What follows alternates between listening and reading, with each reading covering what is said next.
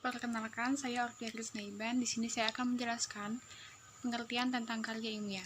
Karya ilmiah adalah tulisan yang mengandung fenomena atau peristiwa yang ditulis berdasarkan fakta.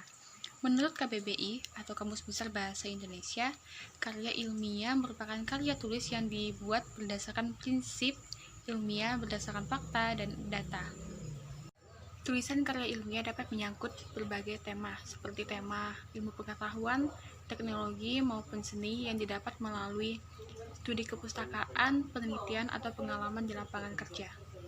Karya ilmiah juga memiliki beberapa manfaat, di antaranya yang pertama itu untuk melatih mengembangkan keterampilan membaca yang efektif, yang kedua untuk melatih menggabungkan hasil bacaan dari berbagai sumber, yang ketiga melatih untuk meningkatkan perorganisasian fakta dan data secara jelas dan sistematis, yang keempat sebagai bahan acuan atau penelitian. Karya ilmiah dibagi menjadi 4 jenis. Yang pertama adalah makalah. Makalah ini merupakan karya tulis ilmiah yang menyajikan suatu masalah yang pembahasannya berdasarkan data di lapangan yang bersifat empiris objektif. Yang kedua adalah skripsi. Skripsi ini merupakan karya tulis ilmiah yang mengemukakan pendapat penulis berdasarkan pendapat orang lain yang didukung oleh data dan fakta dari studi lapangan atau studi kepustakaan. Yang ketiga adalah tesis. Tesis ini merupakan karya ilmiah yang sifatnya lebih mendalam daripada skripsi. Tesis membahas suatu pernyataan atau teori yang didukung oleh sejumlah argumen yang dapat dipertanggungjawabkan. Yang terakhir adalah disertasi. Disertasi ini adalah karya tulis ilmiah yang mengemukakan suatu dalil yang dapat dibuktikan oleh penulis berdasarkan data dan fakta. Karya ilmiah dibagi menjadi 3 bentuk. Bentuk yang pertama adalah bentuk populer. Dalam penulisan bentuk populer ini biasanya menggunakan bahasa yang santai dan sering digunakan pada media massa seperti koran atau majalah. Yang kedua adalah bentuk semi-formal. Bentuk karya ilmiah ini umumnya digunakan dalam berbagai jenis laporan biasa atau seperti makalah. Yang ketiga adalah bentuk formal. Karya ilmiah bentuk formal ini disusun dengan memenuhi unsur-unsur akademis secara lengkap seperti skripsi, tesis, atau disertasi. Selanjutnya masuk ke dalam perbedaan karya ilmiah dan karya non-ilmiah. Karya ilmiah adalah karya tulis yang dibuat berdasarkan fakta hasil penelitian. Penulisan karya ilmiah juga menggunakan metode ilmiah yang baku, bersifat objektif dan berdasarkan fakta yang ada. Contohnya tesis, skripsi, makalah, dan hasil penelitian lainnya. Sedangkan karya ilmiah adalah karya tulis yang dibuat tidak berdasarkan fakta, melainkan bersifat fiktif dan subjektif. Penulisannya berdasarkan metode jenis karangan non-ilmiah. Contohnya seperti cerpen, puisi, pantun, dongeng, dan lainnya. Jadi ada 2 materi yang saya akan bahas di sini, yaitu kriteria karya ilmiah. Yang kedua itu proses dan pentahapan penulisan karya ilmiah. Jadi yang pertama itu kriteria karya ilmiah ya bisa berupa makalah, paper atau artikel ilmiah, laporan akhir, naskah publikasi, laporan penelitian. Ya, jadi maka dapat dibedakan menjadi 3 hal. Yang pertama itu makalah kerja. Jadi makalah kerja yaitu suatu tulisan yang mengkaji suatu permasalahan secara sistematis, jelas, dan logis. Dan yang kedua makalah tugas, term paper, report of reading, yaitu keterangan yang ditulis berupa yang pertama itu memenuhi sebagian dari syarat-syarat menyelesaikan suatu mata kuliah. Yang kedua itu melaporkan apa yang sudah diketahui tentang mata kuliah tertentu. Dan yang ketiga membahas suatu masalah walaupun tidak terlalu mendalam, yang biasa didasarkan pada studi pustaka, library research. Dan yang ketiga itu makalah penelitian, jadi yang biasa disebut research paper atau field study, yaitu suatu tulisan yang berisi hasil penelitian lapangan. Jadi makalah tersebut terdiri dari 3 bagian, yaitu yang pertama bagian awal yang berisi latar belakang, topik, masalah, dan gagasan pokok. Kemudian yang kedua bagian batang tubuh yang berisi pembahasan masalah secara relatif detail. penjelasan tentang pokok-pokok pikiran. Kemudian yang ketiga itu bagian akhir, yang memuat kesimpulan atau pengungkapan kembali pokok pikiran dengan cara yang lebih singkat. Jadi karya ilmiah yang satu berbeda dengan yang lain. Jadi perbedaannya itu meliputi 5 hal. Yang pertama itu cara penyajian, kemudian jumlah halaman, yang ketiga tingkat keilmiahan, yang keempat itu tingkat kedalaman analisisnya, dan yang terakhir yang kelima itu kompleksitas variabelnya. Jadi dapat disimpulkan bahwa ada dua pandangan tentang pengertian karya ilmiah, yaitu pandangan bahwa karya ilmiah mesti didasarkan pada penelitian. Pandangan kedua yaitu bahwa karya ilmiah tidak harus didasarkan pada hasil penelitian asal berupa suatu analisis yang tajam atau hasil pemikiran yang serius. Kemudian yang kedua yaitu proses dan pentahapan penulisan karya ilmiah sebagai proses metal atau penulisan karya ilmiah. Ya, pada tahap ini data diklarifikasikan menjadi beberapa bagian. Yang pertama itu data yang berkenaan dengan pokok persoalan yang dimuat pada pendahulu. Yang kedua, data yang berkenaan dengan materi-materi yang dikemukakan pada batang tumbuh. Dan yang ketiga, data yang berkenaan dengan kesimpulan atau penutup hal yang perlu diperhatikan antara lain. Yang pertama itu koherensi isi antar unsur artikel, misalnya antara masalah, perspektif, teori, analisis, atau solusi dan simpulan. Yang kedua itu hubungan logis, baik antara unsur maupun antara nelia. Kemudian ada tahap atau langkah-langkah untuk membuat karya ilmiah itu sendiri. Yang pertama itu tahap persiapan atau perencanaan. Yang kedua tahap pengumpulan informasi. Yang ketiga tahap pelaksanaan draft.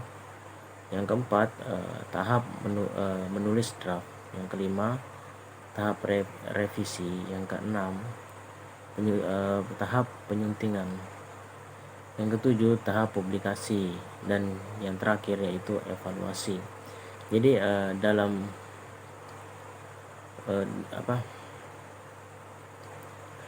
proses penahapan penulisan karya ilmiah pentingnya dalam menulis karya ilmiah itu didasarkan dengan 5 hal. Yang pertama itu membuat judul karya ilmiah. Kemudian yang kedua memberikan isi latar, memberikan isi latar belakang yang bagus. Yang ketiga membuat rumus masalah. Kemudian yang keempat membuat pembahasan yang sederhana dan sesuai dengan variabelnya. Dan yang kelima membuat kesimpulan. Mungkin itu saja yang dari saya. Sekian. Assalamualaikum warahmatullahi wabarakatuh. Bismillahirrahmanirrahim. Assalamualaikum warahmatullahi wabarakatuh. Perkenalkan, nama saya Wahid. Saya di sini akan menjelaskan bagian proses penulisan. Dalam proses penulisan, seorang penulis bisa menggunakan pendekatan proses. Pendekatan ini yang muncul dan populer sejak tahun 1980-an, didasarkan atas hasil penelitian yang dilakukan oleh Graves pada tahun 1983. Yang membuktikan bahwa pendekatan produk, yaitu pendekatan pembelajaran menulis yang menekankan hasil tulisan kurang tepat dan kurang efektif. Akhirnya lambat laun pembelajaran menulis lebih mengarah ke pendekatan proses, yaitu pendekatan pembelajaran menulis yang menekankan proses menulis.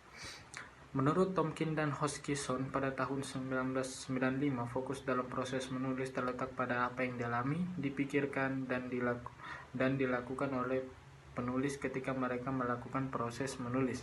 Dalam hal ini, Tomkins dan Hoskinson menyarankan 5 tahap proses menulis, yaitu 1. Pra-penulisan adalah tahap persiapan. Tahap ini sangat penting dan menentukan tahap-tahap selanjutnya. Tahap ini biasanya sangat banyak menyita waktu si penulis. Sebagian besar waktu penulis dihabiskan pada tahap ini. Hal-hal yang dilakukan pada tahap ini adalah 1. Memilih topik, 2. Mempertimbangkan tujuan, bentuk, dan pembaca, dan 3. Mengidentifikasi dan menyusun ide-ide. Yang kedua adalah membuat draft. Pada tahap pembuatan draft ini, penulis hanya diminta untuk mengekspresikan ide-ide mereka ke dalam tulisan kasar. Karena karena tidak memulai menulis dengan komposisi yang siap seperti disusun dalam pikiran mereka. Yang ketiga yaitu merevisi. Pada tahap ini, penulis memperbaiki ide-ide mereka dalam karangan. Merevisi bukanlah membuat karangan menjadi lebih halus, tetapi kegiatan ini lebih berfokus pada penambahan, pengurangan, penghilangan, dan penyusunan kembali isi karangan sesuai dengan kebutuhan atau keinginan pembaca. 4 yaitu menyunting. Fokus dari tahap ini adalah mengadakan perubahan aspek mekanik karangan, yaitu memperbaiki karangan dengan memperhatikan aspek kebahasan atau kesalahan mekanik lainnya. Tujuannya adalah untuk membuat karangan lebih mudah dibaca orang lain. Adapun aspek-aspek mekanik yang diperbaiki adalah penggunaan huruf besar, ejaan, struktur kalimat, tanda baca, istilah dan kosakata serta format karangan. Yang kelima yaitu mempublikasikan. Tahap akhir dari proses menulis adalah mempublikasikan hasil dalam bentuk buku, jurnal maupun tulisan. Sekian dari saya, terima kasih. Assalamualaikum warahmatullahi wabarakatuh. Saya Atur Febriansyah. Saya akan membawakan materi yang bernama penajaman analisis. Seseorang penulis bisa melakukan penajaman analisisnya bila ia memiliki pengalaman dan intuisi yang memadai serta frekuensi penulisan yang cukup banyak. Yang dimaksud dengan pengalaman itu ialah pengalaman keilmuan. Artinya, ia memiliki kemampuan keilmuan yang cukup memadai. Intuisi ini berkenaan dengan kepekaan dalam melihat fenomena, kemampuan interpretasi dan wawasan ke depan atau daya ramal.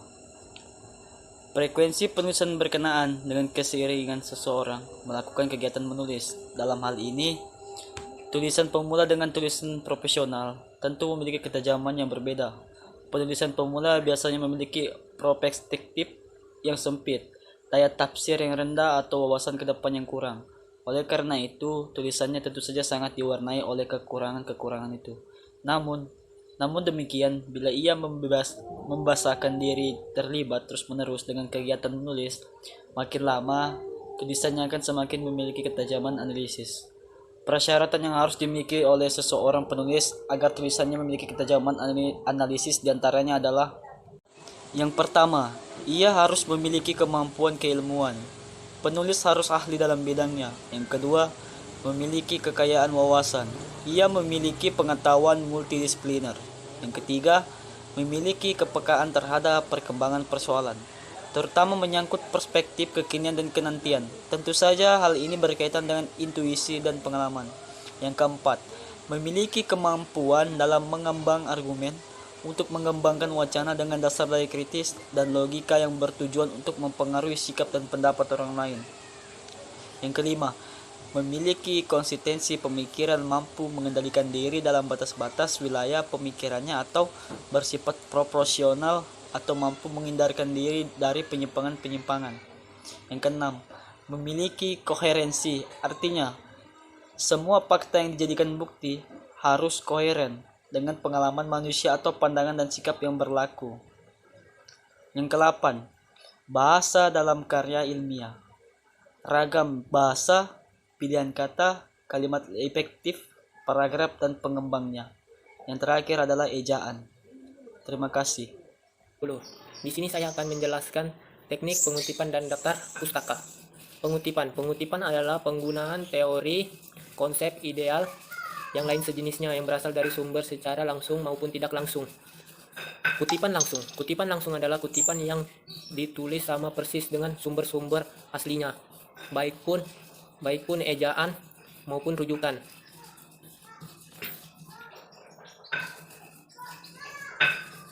Dan sedangkan kutipan yang tidak langsung, yaitu kutipan yang tidak langsung adalah kutipan yang tidak sama persis dengan aslinya. Pengutipan hanya diambil pokok pikiran dari sumber yang dikutip untuk dinyatakan kembali dengan kalimat yang didiskusikan. Daftar pustaka berisi keterangan mengenai sebagai rujukan yang digunakan dalam penyusunan teks maupun teks base. Keterangan ini meliputi nama pengarang, tahun terbit, judul buku dalam daftar pustaka. Daftar rujukan dapat berupa buku teks, jurnal peneliti, laporan peneliti, tugas akhir. Apabila terdapat 2 buku teks, jurnal peneliti, laporan peneliti, tugas akhirnya seperti skripsi, disertai dengan tertibnya karya ilmiah, daftar pustaka yang disusun secara alphabetis. 1. Buku penulis. Penulis buku mengikuti urutan komponen seperti berikut: nama belakang, pengarang, koma, singkatan nama-nama depan, dan maupun titik. 2. Jurnal dan penerbit karya ilmiah sejenis. Penulis rujukan artikel, jurnal, dan berbicara karya ilmiah yang sejenis mengikuti urutan nama belakang, pengarang, koma, singkatan nama depan, titik, tahun penerbit. 3. Karya ilmiah yang tidak diterbitkan. Jenis sumber rujukan ini dapat berbentuk tugas akhir disertai dengan laporan penelitian penulis, daftar pustakanya. 4. Dokumen resmi. Yang termasuk dalam rujukan jenis ini adalah dokumen-dokumen yang resmi dikeluarkan oleh lembaga resmi. Untuk rujukan jenis ini digunakan nama lembaga pada umumnya. 5. Rujukan dengan pengarang yang sama. Untuk daftar pustaka dengan 2 atau lebih pengarang yang sama, pengarang yang kedua dan seharusnya tidak dituliskan lengkapi dengan digantikan dengan garis penerbitnya. Oke, sekian dari saya. Terima kasih. Perkenalkan, nama saya Vika Vanessa Nepitupulu. Di sini saya akan memaparkan materi tentang penulisan laporan hasil penelitian. Karya tulis ilmiah laporan hasil penelitian pada umumnya terdiri dari 5 bab, yaitu yang pertama pendahuluan. Bagian pendahuluan yaitu latar belakang masalah. Latar belakang masalah berupa uraian yang disusun dalam alur pikir yang logis. Yang kedua adalah identifikasi masalah. Berdasarkan latar belakang masalah yang telah dikemukakan, dapat diidentifikasi berbagai masalah yang dapat dicari pemecahannya lewat penelitian. Yang ketiga, pembatasan masalah. Karena alasan tertentu, semua permasalahan yang sudah diidentifikasi dapat diteliti kembali. Yang keempat, perumusan masalah. Yang kelima, tujuan penelitian. Tujuan penelitian harus mengacu pada perumusan masalah. Yang keenam, manfaat penelitian. Manfaat penelitian dapat dilihat dari 2 sudut pandang, yaitu yang pertama sudut pandang teoritis dan sudut pandang praktis. Yang ketujuh, batasan istilah. Batasan istilah ialah definisi yang berkenaan dengan judul atau permasalahan penelitian. Yang kedua, kerangka teori. Yang pertama, deskripsi teori. Bagian ini mengatakan kajian teori yang relevan atau dibutuhkan. Yang kedua, kajian hasil penelitian yang relevan. Yang ketiga, kerangka berpikir. Yang keempat, pengajuan hipotesis. Hipotesis adalah jawaban sementara atau dugaan jawaban atas pernyataan atau rumusan masalah yang disajikan. Yang ketiga adalah metode. Bagian dari metode yaitu penentuan variabel. Yang kedua, populasi dan sampel. Yang ketiga, metode pengumpulan data. Yang keempat, instrumen penelitian. Yang keempat, hasil penelitian dan pembahasan. Bagiannya yaitu presentasi hasil penelitian. Yang kedua, pembahasan hasil penelitian. Dan yang terakhir yaitu penutup. Penutup mencakup beberapa hal yaitu simpulan, diskusi, implikasi, saran.